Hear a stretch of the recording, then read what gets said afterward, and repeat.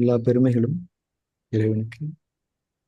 அனைவர் மீதும் இறைவன் பலத்திலிருந்து அமைதியும் சமாதானமும் நிறைவாக உள்ளது. இன்றைய தியான வகுப்பை துவங்குவது. காலை பிரார்த்தனை. அகிலங்களின் இறைவனை, அனைத்து பெருமைகளும் போற்றுதல்களும் என் ஒருவனுக்கே உரியது. அனைத்தின் ஆதாரமும் நீ, அனைத்தின் தொடக்கமும் நீ, அனைத்தின் முடிவுகளும் உன்னிடமே. உன்னுடைய அருட்கொடையாம் இந்த நாளை உன்னுடைய திருப்பெயரால் நான் தொடங்குகின்றேன். எனது அறிவின் மற்றும் அறியாமையின் தீங்குகளிலிருந்து உன்னிடமே நான் பாதுகாவல் வேண்டுகின்றேன். எனது பெருமை மற்றும் பொறாமையின் தீங்குகளிலிருந்து உன்னிடமே நான் பாதுகாவல் வேண்டுகின்றேன். உலகத்தின் பொருள் மயக்கங்களும் என் மன இச்சைகளின் கெட்ட நோக்கங்களும் உன்னுடைய பொருத்தத்தை விட்டும் என்னை விலக்கிவிடாமல் இருக்க உன்னிடமே உறுதியாக நான் பாதுகாவல் வேண்டுகின்றேன். இன்னும் எனது தவறுகள் மற்றும் பாவங்களுக்காக உன்னிடமே நான் மன்னிப்பை வேண்டுகின்றேன். மன்னிப்பவனே, என்னை மன்னிப்பாயாக. நேர்வழியில் என்னை நிலைத்திருக்க செய்வாயாக. உன்னுடைய அருளை கொண்டும் கருணையை கொண்டும் உன்புறமிருந்து நற்குணங்களை கொண்டும் ஞானங்களை கொண்டும் என்றென்றும் என்னை நீ வழி நடத்துவாயாக. நீ என்னுடன் எப்போதும் இருந்து கொண்டிருப்பதை என்னை எப்போதும் உணர்ந்திருக்கச் செய்வாயாக. எனது எண்ணங்களிலும் பார்வையிலும் பேச்சுக்களிலும் செயல்களிலும் பொறுமையை கொண்டும் நன்மைகளை கொண்டும் எனக்கு வழிகாட்டுவாயாக. எனக்காக நீ நாடியிருக்கும் நன்மைகளை தவறாது நான் அடைந்து கொள்ள எனக்கு நீ உதவி செய்வாயாக. நீயே என்னுடைய இறைவன், நீயே என்னுடைய பொறுப்பாளன், நீயே என் இறைஞ்சுதலை செவி ஏற்பவன். செவி ஏற்பவனே, படைப்பாளனே, புதிய படைப்பாக என்னை ஆக்கித் தருவாயாக. புதிய வாழ்க்கையில் என்னை வாழ வைப்பாயாக. அமைதியும் சமாதானமும் ஆரோக்கியமும் ஞானங்களும் நன்மைகளும் மேன்மைகளும் குளிர்ச்சியும் கதகதப்பும் சோலைகளும் நீரோடைகளும் தூய உணவுகளும் உறவுகளும் நிறைந்த புத்தம் புதிய வாழ்க்கையை உன்னை கொண்டு நான் விரும்புகின்றேன். விருப்பங்களை அளிப்பவனே, ஏற்றுக்கொண்டேன் இறைவனே. புதிய வாழ்க்கையில் என்னை வாழச் செய்வாயாக. புதிய படைப்பாய் என்னை ஆக்கி தருவாயாக. உன்னுடைய அருட்கொடையாம் இந்த நாளை உன்னுடைய திருப்பெயரால் நான் தொடங்குகின்றேன். பெருமைகளும் புகழ்களும் ஒருவனுக்கு.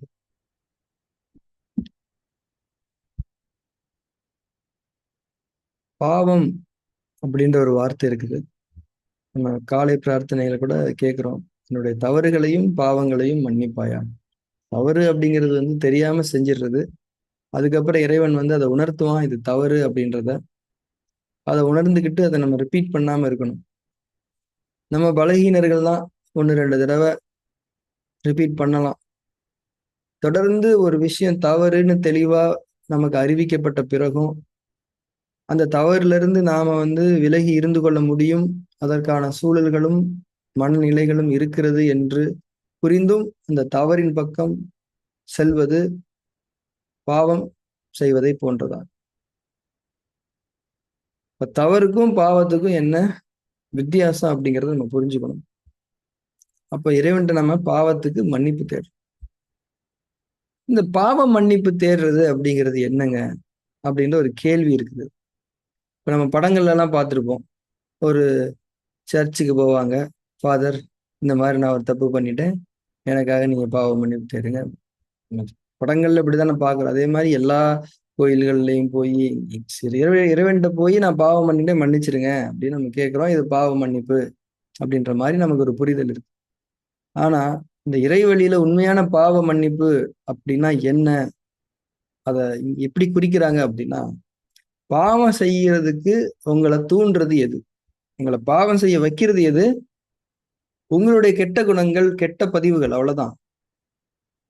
அந்த கெட்ட பதிவுகள் பலமா இருக்கு இல்லையா? எங்க இருக்குது? இந்த மனம் 2 அந்த அடுக்குகள்ல இருக்குது. அந்த கெட்ட பதிவுகளை நீங்க நீக்கிக் கொள்வதற்கு, அதனை பலகீனமாக்கிக் கொள்வதற்கு என்னென்ன முயற்சிகளை செய்கின்றீர்களோ உறுதியாக நேர்மையுடனும், அந்த முயற்சி தான் பாவமன். இறைவன் நினைச்சா எல்லாரையும் மன்னிச்சிடலாம். ஆனா இறைவன் நம்மை நேர் வழியில் நிலைத்து வாழ வேண்டும் என்று விரும்புகின்றான். அதற்குரிய வழிகாட்டல்களை கொடுத்து கொண்டிருக்கிறான். அப்ப பாவ மன்னிப்பு என்பது என்ன? பாவங்களை செய்யக்கூடிய அந்த கெட்ட குணங்கள், கெட்ட எண்ணங்கள், கெட்ட பதிவுகளுடைய தூண்டல்களை எல்லாம் நாம் பலகீனமாக்கி புதிதாக அவைகளுக்கு பலம் சேர்க்கக்கூடிய தன்மைகளிலிருந்து விலகி இருந்து செயல்படுதல் இருக்கிறது. அதுதான் உண்மையில் பாவ மன்னிப்பு. அந்த பாவ மன்னிப்பு என்பது இறைவன் புறமிருந்து ஏற்றுக்கொள்ளப்படுகிறது. நிச்சயமாக இறைவனுடைய உதவி நமக்கு கிடைக்கிறது. நேர் வழியில் நாம் நிலைத்திருப்பதற்கான உதவிகளை இறைவன் நிறைவாக நமக்கு வழங்கும். அதை தவிர பாவ மன்னிப்பு என்பது எதுவும் இல்லை. இப்ப நம்ம இறைவழி தியானத்துல இருக்கிறோம், ஃபார்ம் 3 எல்லாம் பண்றோம். எதுக்காக ஃபார்ம் 3 பண்றோம்? தூங்கவே விட மாட்டேங்கிறாங்க சார், ஃபார்ம் 3 பண்ணா கொஞ்ச நேரத்துக்கு தூக்கம் வந்தது, அதுக்காக பண்றோம்? இல்ல, நம்ம மனம் 2ல இருக்கக்கூடிய அந்த கெட்ட பதிவுகளை, எது கெட்ட பதிவு? எந்த பதிவெல்லாம் நன்மைகளை செய்யறதுல இருந்து நம்மளை தடுக்குதோ, தீமைகளை செய்ய விடாம எது தடுக்கலையோ அது கெட்ட பதிவு. அந்த கெட்ட பதிவு பலமிழந்து போகணும். அது பலமிழந்து போகுதோ இல்லையோங்க, ஏதோ புத்தர் சொல்லியிருக்காருங்க, இந்த இறைவழி தியானத்துல சொல்லி கொடுத்துட்டாங்க, ஏதோ அதெல்லாம் பலமிழந்து போகுது சொல்றாங்க, இது ஒரு பக்கம். ஆனா உங்க இன்டென்ஷன் என்ன? அது பலமிழந்து போகணும், நமக்கு அந்த தூண்டல் வரக்கூடாதுன்ற இன்டென்ஷன் தானே. இதுதான் பாவம். இப்ப அந்த பாவங்களுக்கு நம்ம தண்டனை கொடுக்கறது இறைவனுடைய பொறுப்பா அப்படின்னா, அதுலயும் இறைவன் எவ்வளவு கருணை வச்சிருக்கான்னா, நம்ம தாங்கிக்க முடியாத கஷ்டங்களை இறைவன் நம்ம கொடுக்கவே மாட்டான். உடனே நம்ம நினைக்கலாம், அன்னைக்கெல்லாம் எனக்கு தாங்கிக்கவே முடியலங்க, நீங்க என்ன இப்படி சொல்றீங்க? இதுல தெளிவா ஒண்ணு புரிஞ்சுக்கணும். இப்ப நம்ம வாழ்வியல் ஒழுங்குகள்னு தவறிட்டோங்க, ஒரு பிரச்சனை வந்துருச்சு, சரியா? அந்த பிரச்சனையை நம்ம தாங்கிக்க முடியும். இப்ப இந்த பிரச்சனைய ஏன் வந்துச்சுன்னு திங்க் பண்ணாம, அந்த பிரச்சனையை எப்படியாவது கிளியர் பண்ணுன்னு சொல்லிட்டு மாத்திரை சாப்பிடுறீங்க இல்லையா? அந்த மாத்திரை சாப்பிடுறதுனால அந்த கழிவு உள்ள போகுது இல்லையா? அந்த கழிவு கொஞ்ச நாளைக்கு அப்புறம் வெளியே வரும் இல்லையா? அதைத்தான் உங்களால தாங்க முடியல. இறைவன் உங்களுக்கு தாங்கி கொள்ள முடியக்கூடிய பிரச்சனையை தான் கொடுத்தான். நீங்க தான் அதை சிந்தனையின் அடிப்படையில அதை தாங்கி கொள்ள முடியாத பிரச்சனையா மாத்திக்கிட்டு இறைவன் இங்க குறை சொல்றதுக்கெல்லாம் வாய்ப்பே கிடையாது, சரியா? அதனால நம்முடைய சிந்தனை, நம்முடைய அந்த அகநிலையில் நாம் செய்யக்கூடிய மாற்றங்கள், நன்மைகளை விரும்பி நாம் செய்யக்கூடிய மாற்றங்கள் தான் உண்மையான பாவ மன்னிப்பும் மீட்சிக்கான வழியும் என்பதை நாம் புரிந்து கொள்ள வேண்டும். அதனால இறைவன் என்னைக்குமே நமக்கு தாங்கிக் கொள்ள முடியாது. தாங்கிக் கொள்ளவே முடியாத ஒரு கஷ்டம் இப்ப நமக்கு இருக்குன்னா, நம்ம அதுல இன்டர்ஃபியர் ஆகி ஏதோ பண்ணிருக்கணும். இறைவன் கொடுக்கல, நமக்கு நாமே அநியாயம் செய்து கொண்டோம் என்பதுதான் அங்கே பொருள். எனவே ஒவ்வொரு முறையுமே நாம தியானத்துல ஈடுபடும் போது இது ஒரு வகையிலான பாவ மன்னிப்பு தான். இறைவனே, நாங்கள் பாவத்தின் பக்கம் செல்ல விரும்பவில்லை, உன்னுடைய பொருத்தத்தில் வாழ விரும்புகின்றோம், அதற்காக நாங்கள் முயற்சி செய்கின்றோம், செயல்படுகின்றோம், உண்மையாக செயல்படுகின்றோம், ஒவ்வொரு நாளும் செயல்படுகின்றோம், எனக்கு நீ உதவி செய்வாயாக என்று கேட்பதை போன்றதுதான் ஒவ்வொரு தியான வகுப்பில் நாம் அமர்வதும் என்பதை நாம் புரிந்து கொள்ள வேண்டும். இந்த ஒரு அழகிய புரிதலோடு இன்றைய தியான செயல்முறை நாம் துவங்கலாம். இன்னைக்கு நாம ஆதி மூல தவம் செய்ய இருக்கின்றோம். ஃபார்ம் 3 பண்ணணும்னு நினைக்கிறவங்க ஃபார்ம் 3 பண்ணலாம். நான் கடந்த வகுப்புலே சொல்லியிருக்கிறேன், ஆதி மூல தவம் செய்ய போகும்போது சிலருக்கு அந்த உணர்வு ஒத்து போகாது. ஐயோ, இறைவன் முன்னாடி என்னால உட்கார முடியாது அப்படிங்கிற அந்த உணர்வு இருக்குதுன்னா நீங்க தயவு செஞ்சு ஃபார்ம் 3 பண்ணிடுங்க. ஏன்னா இறைவனுடைய அழைப்பு இருப்பவர்கள் மட்டும்தான் இந்த ஆதி மூல தவத்துல உட்கார முடியும். அந்த உணர்வு அப்படி ஒன்றி போகணும். அந்த ஒரு இணக்கமான தன்மையை நம்ம உணர முடியும். ஒரு இன்பம் இருக்கும், ஒரு அமைதி இருக்கும், எப்படா ஆதி மூலத்தவம் செய்யலான்ற தன்மை இருக்கும். அதை நீங்கள் ஏற்றுக்கொள்ளுங்கள். ஏதாவது நெருடல் இருக்குதா, கம்முன்னு ஃபார்ம் 3 பண்ணிட்டு நம்ம இந்த பக்கம் போயிடணும். இன்னும் சொல்ல போனா ஃபார்ம் 3 தான் ஃபார்ம் 3 பண்றவங்கள தான் இறைவன் அதிகமா பார்க்கலாம் அப்படின்னு நினைச்சு, சரியா? ஸோ இப்போ நாம எய்தர் ஃபார்ம் 3 ஆர் ஆதி மூலத்தவம் பண்ணலாம். கண்களை மூடி நம்முடைய அக உலகத்திற்குள் செல்வோம். ஆதி மூல தவம் செய்யறவங்களுக்கு அதிட்டான அவசியம் இல்லை. ஃபார்ம் 3 பண்றவங்க உறுதியான அதிட்டானாவை பேணிக் கொள்ளுங்கள். கண்கள் மூடப்பட்டிருப்பது மீது கவனம் வைத்துக் கொள்ளுங்கள். உள்ளுக்குள் எந்த ஒரு தூண்டல் நிகழ்ந்தாலும், எந்த ஒரு மாற்றம் நிகழ்ந்தாலும் அது குறித்து எந்த விதமான ஆதரவும் எதிர்ப்பும் சொல்லாமல், எந்த விதமான ஈடுபாடுகளும் செய்யாமல் ஒரு பார்வையாளரை போல அவைகளை வெறுமனே கவனித்துக் கொண்டிருங்கள். ஃபார்ம் 3 ஆதி மூலத்தவம். இறைவன் முன்னால் நாம் அமர்ந்திருக்கின்றோம். இறைவனுடைய நேரடியான அந்த பார்வை நம் மீது விழுந்து கொண்டிருக்கிறது. நாம் இறைவன் முன்னால் வெறுமனே அமர்ந்திருக்கின்றோம், அவ்வளவுதான். நம்முடைய இருப்பு நிலை தொடர்ந்து கொண்டிருக்கிறது இறைவன் முன்னால். இந்த ஒரு உணர்வோடு ஆதி மூலத்தலம் செய்யப்படும்.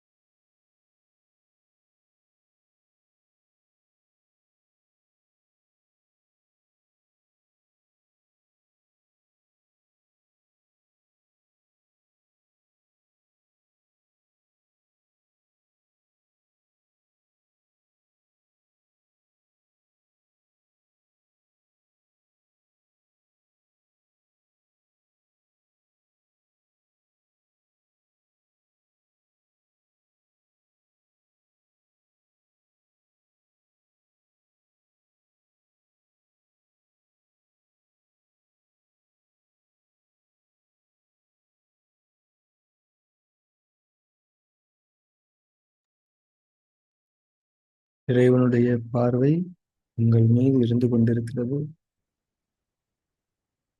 நம்முடைய அத்தனை அம்சங்களையும் இறைவனுடைய பார்வை அடைய முடியும், அடைந்து கொண்டிருக்கிறது. இறைவன் முன்னால் அமர்ந்திருக்கக்கூடிய இந்த தன்மையை உணர்ந்தவர்களாகும். அந்த ஒரு கண்ணியத்தை, இறைவனுடைய பண்புகளான அந்த ஆதித்தன்மையை, மூலத்தன்மையை இறைவன் நமக்கு அறிவித்திருக்கின்றான். அந்த தன்மைகளை, அந்த பண்புகளை உணர்ந்து கொண்டதனால், அந்த அறிவிப்பை நாம் பெற்றுக்கொண்டதனால், இறைவன் முன்னால் நேரடியாக அமர்ந்து கொண்டிருக்கக்கூடிய இந்த பாக்கியம் ஆதிமூல தவத்தை உணர்வோடு தொடரும்.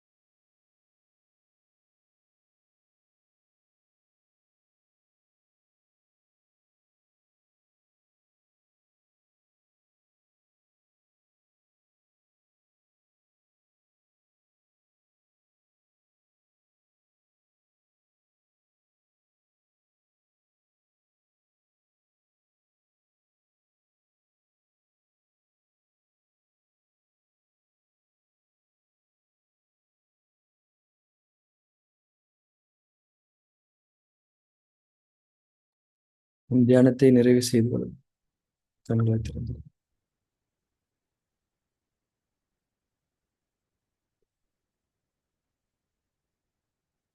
பாவங்கள் அப்படிங்கிறது மனசாட்சிக்கு முரணா செயல்கள் செய்யறது தான், வேற ஒன்றும் கிடையாது.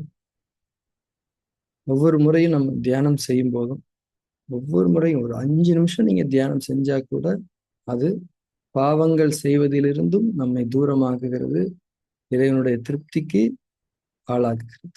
ஒவ்வொரு முறையும் தியானம் செய்யணும், பண்ண முடியலையே, இந்த இன்டென்ஷன் கூட நம்மை பாவங்களிலிருந்து விலக்குகிறது. இறைவனுடைய புன்னகையை நமக்காக பெற்றுத்தரும். ஒவ்வொரு நாளும் அந்த தியானத்துல இந்த முக்கியத்துவத்தை நாம் கொடுத்து செய்ய வேண்டும். அதே போல சப்போஸ் நம்ம தப்பு பண்ணிட்டோம், பாவம் பண்ணிட்டோம்னா கூட இறைவன் ஒரு பெரிய தாங்கிக் கொள்ள முடியாத கஷ்டங்களை கொடுத்துட மாட்டான். எந்த ஒரு கஷ்டம் நமக்கு வந்தா கூட நம்ம சிந்தனையோடைய மோடுக்கு போயிடணும். அந்த பிரச்சனையை ஃபிக்ஸ் பண்ணிக்கணும்ன்ற அடிப்படையில நம்ம எந்த செயலும் செய்ய தேவையில்லை. ஒரு சுகவீனம் வந்துடுச்சா, நான் எங்கு தவறினேன் என்ற சிந்தனைக்கு நாம் சென்று விட வேண்டும். இறைவனை கொஸ்டின் பண்ணக்கூடாது. எனக்கு ஏன் இந்த இது வந்தது, நான் என்ன பாவம் செய்தேன், இந்த கொஸ்டினே இருக்கக்கூடாது. நான் எங்கு தவறினேன், இறைவனை எனக்கு அறிவிப்பாயாக, அதை திருத்திக் கொள்ள எனக்கு உதவி செய்வாயாக. இதுதான் பாவ மன்னிப்பு. அப்ப இறைவன் நிச்சயமா நமக்கு தாங்கிக்க முடியாத கஷ்டங்களை தரமாட்டான், இந்த கஷ்டங்களை தீர்த்துருவான். மீண்டும் அந்த மாதிரியான சுகவீனங்கள் வராத அளவுக்கான வாழ்க்கைக்கான ஞானங்களை நமக்கு தருவான்றதை நம்ம புரிஞ்சுக்கணும். நம்ம அந்த பிரச்சனையை ஃபிக்ஸ் பண்ணணும், அதுல அவசரம் காட்டும் போதுதான் தாங்கி கொள்ள முடியாத கஷ்டங்கள், அது உங்களுக்கு நீங்களே நமக்கு நாமே ஏற்படுத்தி கொண்டதுதானே தவிர இறைவன் அதை தரவில்லை. எனவே இறைவன் மீது பழி போடாதீர்கள். தாங்கிக் கொள்ள முடியாத கஷ்டங்கள் இல்லவே இல்லை, அது இறைவேதத்திலும் சொல்லப்பட்டிருக்கு. எனவே தியானம் தியானம் மட்டுமே அல்ல, தனிய வழிமுறைகள் இருக்கிறது. தியானம் நமக்கு இறைவன் நாடி. அட்லீஸ்ட் இந்த தியானத்துல நம்ம டச்ல இருக்கிறதுனாலயாவது நம்ம இறைவழியில இருக்கோம் அப்படிங்கிற ஒரு எண்ணம் நமக்கு இருக்குது. நம்ம என்ன பண்றோம் அது ஒரு பக்கம் இருக்கட்டும், ஆனா அந்த எண்ணம் நமக்கு இருக்குது. அந்த எண்ணம் நம்மளை பாதுகாக்கும். அது நம்ம செயல்கள்ல நம்மள அறியாம கலக்கும். எனவே தியானம் என்பது, இறைவழி தியானம் என்பது இறைவன் நமக்கு அளித்திருக்கக்கூடிய அருட்கொடை. இந்த நாள் இறைவன் அளித்திருக்கக்கூடிய அருட்கொடை சிறப்பான அருட்கொடையாக நமக்கு இன்றைக்கு வழங்கப்பட்டிருக்கிறது. அழகிய சிந்தனைகளோடு நாளைய தியான வகுப்பு நாம் சந்திக்கலாம். அதே போல இப்போ ஒரு 10 days or 12 days divine meditation course start பண்றோம். அதுல இந்த பேட்ச்ல இருக்க எல்லாருமே அதை கத்துக்கணும். ஒரு ரிவிஷன் தான், திருப்பி லேர்ன் பண்ணிக்கிறது தான். லேர்ன் பண்ணிக்கிறதுக்கு சேம் கண்டென்ட்ஸ் தான் இருக்குது, ஆனா அதுல நிறைய ஆழ நிலைகள் இருக்கின்றன. அதுதான் இங்க முக்கியம். ஸோ அந்த வகுப்புடைய ஷெடியூல்ஸ் இன்னைக்கு அறிவிச்சிருவோம். கண்டிப்பா கலந்துக்கோங்க. Thank you very much. நாளை சந்திக்கலாம்.